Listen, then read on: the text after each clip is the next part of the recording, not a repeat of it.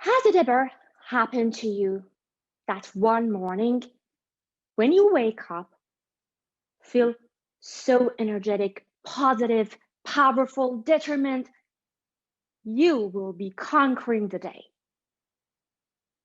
And another morning when you wake up, you just feel, "Hmm, probably it's not really my day." It happens to me sometimes. Fellow Toastmasters, welcome guests. We all experience different feelings on different days of our lives. It was March 2020, at the time that the entire country went into lockdown due to the pandemic. The days that we mostly stayed at home while we were feeling upset, confused, and uncertain.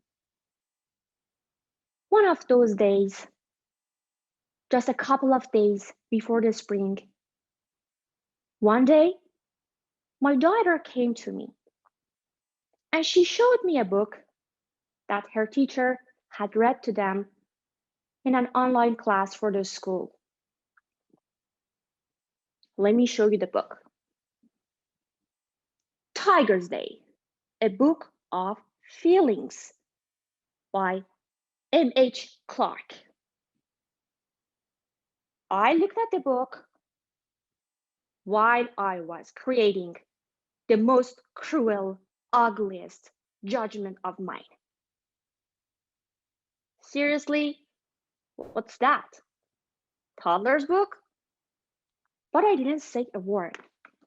You know why? Because this reading books, it was totally valuable connections for me and my daughter. Not only we fostered the love of reading, but also we bonded relationships through those books. And believe it or not, I usually learn a lot from kids' books, from culture to English to social interactions. I didn't want to ruin that experience though, so I didn't say a word. I chose to be that nice, caring, listening mom, and I just looked at the book. And I started scanning by scrolling down and down and down. And I found the book incredible.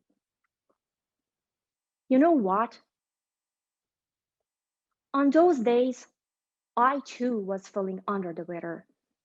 I hardly ever found something that much caring, meaningful, and relatable. In the book, the author used animals metaphorically to explain the different feelings that we may experience on different days of our lives. For example, there are tiger days that you feel strong, fierce, roaring. And there are snail days. You want to take your time, just going slowly. And there are parrot days. You have a lot to say. While there are some quiet days, you rather keeping quiet, like a shy turtle. There are days that you feel cheerful and playful. You want to be among lots of friends.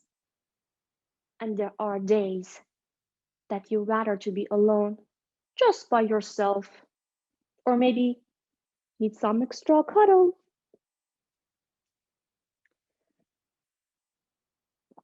Lesson 1. It may sound cliche, but never judge a book from its cover. And remember, most wonderful life lessons are usually simple, childish, and pure. I took a pause and I asked my daughter, "That sounds pretty much interesting, honey. And I was wondering, what animal do you feel like today?" "Hmm, today I feel rhino." Rhino sounds cute. And what does rhino mean? Rhino means stubborn. Today, I feel like not listening to you. You've been so busy these days. And today, I'm going to do the stuff on my way. Lesson 2.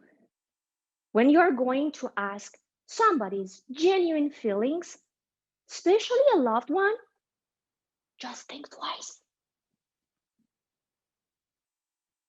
Dear friends, spring is just on the corner, and this beautiful season is usually associated with wonderful feelings, feelings of renewal, rejuvenation, transformation, warmth, and hope.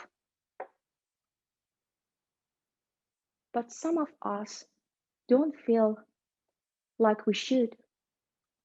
For any reason, incidents happen in life, and you may not feeling okay, and that's totally fine. Just be aware of those feelings.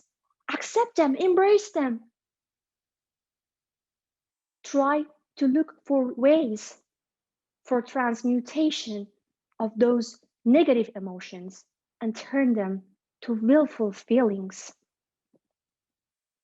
Be aware of your feelings and don't irritate yourself or others. Be kind. Look for ways to improve your morale. And remember, the spring is here, but it's not going to last forever. Neither the winter. By the way, what animal do you feel like today?